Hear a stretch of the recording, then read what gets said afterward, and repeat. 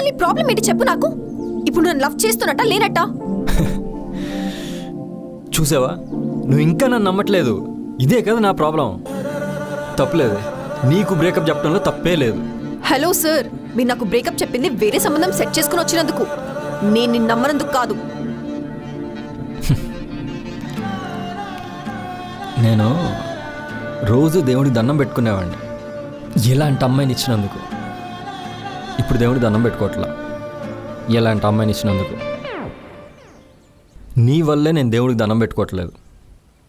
నీ వల్లే నేను నీకు బ్రేకప్ చెప్పా, నీకోసం.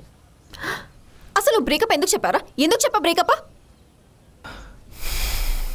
కాదు, ఇప్పుడు బాగా వర్క్ చేసేవాడికి ఆడి దగ్గరికి వెళ్ళి నువ్వు ఇంకా వర్క్ చేయట్లేదు అంటే చేయటం మానేస్తాడు. నేను నిన్నెంత లవ్ చేసినా ఇంకా చేయట్లేదు అంటే చేయాలన్న మూడు ఉత్సాహం మొత్తం దొబ్బిద్ది. అందుకే బ్రేకప్ చెప్పా. నా లవ్ నువ్వు అర్థం చేసుకోవాలని బ్రేకప్ చెప్పా.